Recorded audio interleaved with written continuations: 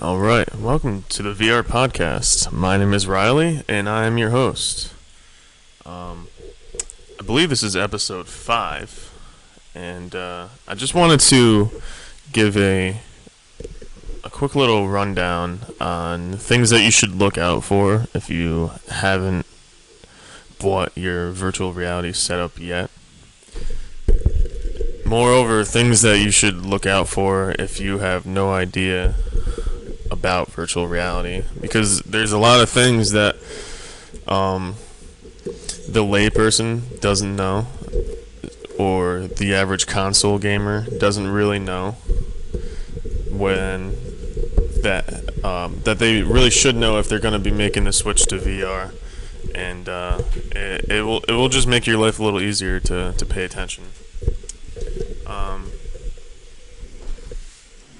But before we get into that, just wanted to talk a bit about my personal VR journey. So, I'm not sure if any of you guys are aware, but I own a business that is called VR Parties and Events. It's a business with really aspirational goals. The goal of the business is to eventually get a VRcade into most of the towns across the country. So it seems like a job that might never be done, but I wrote an article about this on Medium. So personally, I think that arcades played like a huge role in the culturescape of the late 70s. Well, actually, most of the 70s and the early 80s. And one of the ways that I know this is because I was a kid of the 90s, and so I grew up watching movies and TV shows from the late 70s and the early 80s, and arcades were in these things a lot, and there was almost always a scene where like a kid realized who he was there, or he had some significant event where he met his first crush, or overcame a bully, things like that. And the argument that I was making is that arcades kind of accelerated the speed at which these occurrences may occur, right? Because essentially what was happening is that these neighborhood kids were thrown into a room with maybe one or two adults who were barely supervising, and the kids were just free to do what they want. So it was essentially like high school, but without adults. And in my opinion, when there aren't adults to hamper interactions, right, then things kind of increase in speed, and so to me it seems logical that the least adult interactions you have, the more development these kids would have interpersonally. And so my reason that I want to essentially bring the arcade back is that I see the arcade as a overall good influence on its local environment. Not only does it provide like a safe place for kids to congregate, but it also provides like a never-ending series of challenges for kids to overcome. And with the use of technology, like, these kids are learning essentially about the future, and they don't even realize it. we like in schools today we still teach from books, right? But when's the last time you actually read a book when you wanted to learn something? You know, like most people just look on their phone or on the computer. And because we used a book is a form of technology, right? But the computer is just the next evolution of that. So to me, it seems kind of backwards to be teaching our kids from books. And as a whole, another part of our business, like another big dream of ours, is to get most of the classrooms inside virtual reality. Like, I don't see a point in showing up to school, honestly. I think that most of your social interactions you can get through a VR headset. Now, most people aren't going to prefer this, but, I don't know if most people will, but I know some people won't prefer this. So I don't think school should go away, like, as an institution, but I definitely think that there should be an option for those who, don't really do well in that academic environment, that authoritarian environment, and I think that, so my ultimate idea is to kind of make a VRcade, but have it also double as like an educational institution. Because here's the thing about virtual reality is, you're not always playing games. Like it's just like putting a computer in front of somebody. Like, it all depends on what they want to do. Like, you can play a game on it, you can watch a movie on it, you can write an essay on it, you can do all that stuff with virtual reality too. Like, VR is a tool, a tool that you use to further your personal development. And I think that the more we're able to position virtual reality as a tool instead of just an escape, instead of just a venue where these games are played, but rather as a tool for like personal development and like actual education, like personally, I think there's no reason why you shouldn't be able to attend a lecture in VR, and think about like how easy it would be to do that. You just set up a 360 camera in the back of your classroom, or in the middle of it, or down on the roof, But anyways, I'm getting away from my point. I'm kind of forgetting what I said. But yeah. So my company is so we're starting off by doing birthday party virtual reality rentals, and the reason that we're doing this is twofold. One, it is a more streamlined business model. There isn't really any extra costs associated with it. Like, I don't really have to pay rent or anything like that because I'm renting out my equipment. And crap, really. Going no edits is kind of hard, but I'm just gonna keep pushing through.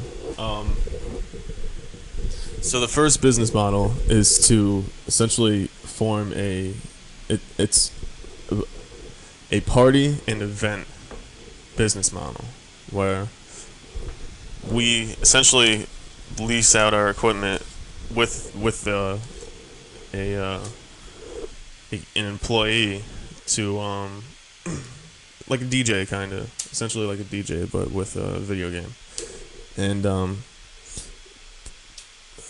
so we're doing this to raise revenue, and it's a really easy way to raise revenue with low overhead because it's, like I said, there aren't many costs associated with it. Usually with these parties and events, you just show up to the venue and and then that's pretty much it. You show up to the venue, you do your time, and you leave. And as long as you provide a good product and a good atmosphere, then not only will you leave with money, but you also leave with a person who is now familiar with your brand. And essentially what this is trying to do is form a grassroots level of support for virtual reality and the uses that it can be put towards. And doing it through birthday parties will also guarantee that we'll have support from the generation below us, which is what we're focusing on. It's my strong belief that if the kids believe in it, then the parents will eventually as well. And so the other reason this is a good idea is because it gives the parents, instead of just opening up an arcade, because usually at these parties the parents are with the kids, and so they're also being demonstrated the technology to, and so it's essentially like a sales pitch, but you're getting paid for it, which is great. And so my plan is to make these arcades, to get my first one up and running by I think quarter 2 or quarter 3 of fiscal year 2019. And by this time we should have enough funding to just essentially jump right in. I'm not sure how many headsets we'll be able to have, but I'm hoping that with the money that we make, we'll just be able to start reinvesting that. And then so this is a slow process, and I've started this podcast to, like I said, hold myself accountable and make sure that I'm actually learning what I need to learn in order to do a good business, but also to start spreading the word about virtual reality to those who it may not be on their radar, to people that are working jobs and going to school, and like the everyday person who's not sitting behind a computer and playing games all the time. I want to start spreading this to the masses, even though it's not ready yet, because I think that's one of the ways that you get it ready. You start introducing it to people who see that maybe see a different way that it can be used. VR is a tool. How many ways can you use tools? So yeah, I really just want to start spreading the word about virtual reality. And so let me get into some things you should know, right? So I wrote this. This is coming from an article that I wrote on Medium earlier today, and I think that I'm just going to be writing out my notes on Medium and then talking through them that way, so that you guys can essentially, if you want, go and check it out. So the first thing that you want to make sure you have before you start virtual reality is you want to make sure you have money, right? Does that seem obvious? I'm not really sure. I think it does, but I know personally when I went to get my VR headset, I had no idea that it was going to be so much money. So because I bought the headset for my business, I bought the HTC Vive Enterprise. I knew that was going to be a lot of money, right? And but on top of that, so personally, I wasn't into computers. I like computers. I like playing on them, and I like what they can do. But I was never. I haven't been before I started this business. I wasn't. Crap! I forgot what I was gonna say. Oh yeah, I wasn't taking them apart and swapping out the pieces. I had no idea what the market value was on the individual parts. I kept hearing that graphics cards were getting expensive because of the Bitcoin mining, but I wasn't really paying attention. I wish I would have been, though, because maybe I could have planned a little better. So the HTC Vive right now, I think, is retailing at $400. I think the Oculus Rift is somewhere around $300, $350. And these mixed reality headsets are anywhere between $200 and $500 as well. So that's a lot, right? Can we all agree that's a lot? That's like the price of an Xbox One or a PlayStation 4 right now. And that's just for the headset, right?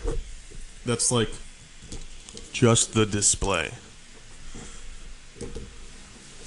So not only do you need $300 to $400 to $500 for the headset, $1,200 if you're trying to make money with it, but you also need a computer, right? You need a computer with enough RAM to power the thing, and then you also need a computer with a GPU that's powerful enough to process the images. And this is where you start running into problems, right?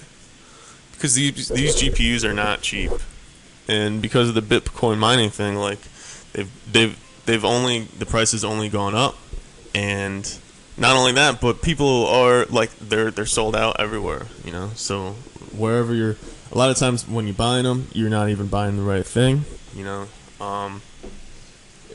It's in my opinion, it's better to just buy a computer with the graphics card installed already, so you don't have to worry about it. But these aren't cheap. I think a graphics card with the computers with the NVIDIA GTX 1060 are running at about $1,100 to $1,500, I think. So, yeah, before you start getting into VR, you need to make sure that you have money to get into VR, because just like any hobby, you know, and gamers will tell you, this thing is a money pit. You can let it suck up all of your free money too, right? So, my advice is to make sure you have a set budget, an amount that you're willing to spend, and I wouldn't go over that, you know, because you can't. There's just so many things to buy that you can literally spend all your money, right? So, the second thing that you need to make sure you have before you get virtual reality is internet, right? Connection to the World Wide Web, right? But I know these things seem like no-brainers, right? But it's not really, okay? Because hold on, my dog's drinking all the water. Rusty. He starts drinking water to get my attention. Huh. Yeah. So anyways, yeah, internet, right? This isn't just, it might seem obvious, and if it does, forgive me, but I don't really care at this point, because it wasn't obvious to me. And the reason I'm saying this is because, like, I understood that you need internet to download the files and set up and to download the games and all that stuff, but what I didn't realize is that, no, you need internet to even play VR, especially with the HTC Vive, because it runs off of Steam VR, right? And this Steam VR will only work if it has an internet connection, and Viveport only runs off of Steam VR. So VR, especially the HTC Vive, will only work if you have an internet connection. Now, the internet, I mean, it's got to be fast enough for Steam to update its files, right? But I wouldn't recommend streaming with like a mobile hotspot or anything slower than, like, you know, 15 megabits a second, honestly. But yeah, you can't, if you're playing on a PC and you want to travel with your VR, like, you're not able to just set up your VR in the woods and play. Like, it's not going to work. So that being said, the next thing you want to make sure is you want to make sure that your computer that you buy is ready to run it, right? Now, these devices all have on their website system requirements, And then I know the HTC Vive does. They have an application that you can download that will test your computer for you and see if it's ready. One of the things you want to make sure of is that you have at least 4 gigabytes of RAM, which if you have any type of decent gaming computer, this pretty much comes standard. I think any type of computer now. Well, except a Chromebook. Those have like 2 gigs of RAM. But yeah, so you want to make sure you have decent enough RAM. In my opinion, 4 is the 3 is the 4 gigabytes of RAM is the minimum. Personally, I run 16. And in all honesty, 32 is recommended, but I don't like. I haven't pushed my system so hard that 16 gigs is crashing. So most of the processing is done on the graphics card. So that's really what you want to be looking out for. And with that being said, yeah, the fourth thing you want to make sure you have is a good graphics card. And like I said earlier, the one with the minimum, like the absolute minimum, is a NVIDIA GTX 1060. But like I was saying in my Medium post, so I bought an MSI GL62M, which I thought was VR ready, but it's not. Because it doesn't have the GTX 1060. It has the GTX 1050, right? Which is the graphics next one below. But it still ran some applications. Like if you have, I wouldn't say you're SOL if you happen to have a GTX 1050, but I can tell you that you're going to be struggling to have a good time. But you can do things like watch movies and stuff like that. But anything where like you're trying to get a good frame per second, you know, or a good refresh rate, it's going to be tough, right? So I personally, I wouldn't recommend doing any serious gaming with a lower quality graphics card. But you can do things like watch YouTube videos and hang out in VR chat and stuff like that. So the fifth thing that I think is absolutely vital before you start playing VR is you need to make sure that you have patience, right? Why do I say patience? Because it's gonna be hard, and that seems weird, right? Like, why is playing games hard? But like any gamer will tell you, like, yeah, it's supposed to be hard, right? Like you don't want an easy game. But I'm not talking about like the actual games. I'm talking about like the game of VR. Like that's a hard game too. Getting set up, raising the money to go out and buy your equipment, trying to figure out what to buy, you know, and then getting it set up and getting everything to work the right way, and all of that requires extreme patience because it's going to not work, and it's going to not work a lot. Not only that, but once you get into the VR verse, the VR universe, right? You're gonna realize that there's a lot of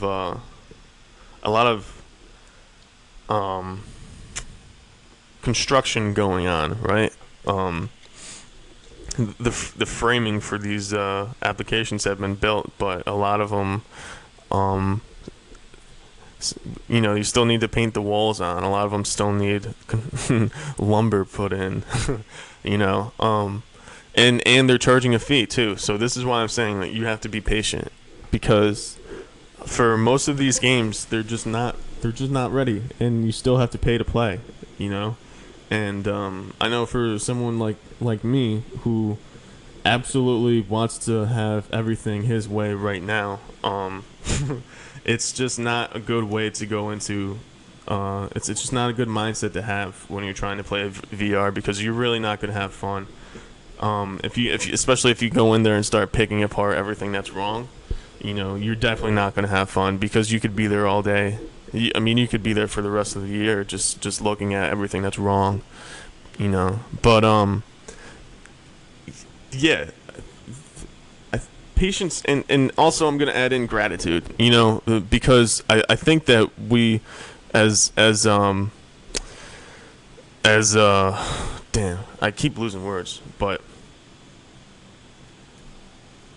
as entitled as we are as gamers, I think that we should also remember to be thankful for those people that went out ahead of us and decided to even make these things a reality. You know, I know probably better than anyone. Well, I'm not better than anyone, but I do know how hard it is to code. Like I know how hard it is to even be creative enough to make any type of game, let alone like the massive immersiveness of some of these games. You know, so give credit where credit is due. You know, but also realize that a lot of these things just aren't ready, right? So be patient, and I'm like in my opinion, I think it's going to be like 3 or 4 years before this is actually ready. So yeah, be patient and be thankful that you can even play virtual reality yet. Well, that is it today for the VR podcast. There will be another episode up tomorrow, and I'm going to be trying to make this a daily feed, but sometimes life gets in the way and it's hard to manage. But I guarantee there will definitely be 3 episodes a week.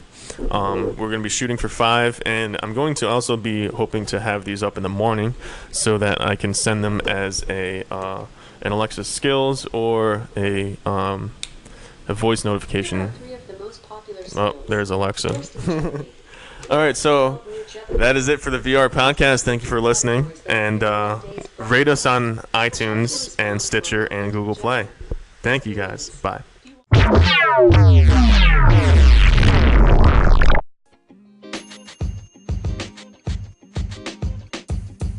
The podcast you just heard was recorded with Anchor. If you want to make your own, download the Android or iOS app completely free from anchor.fm/podcast. That's anchor.fm/podcast.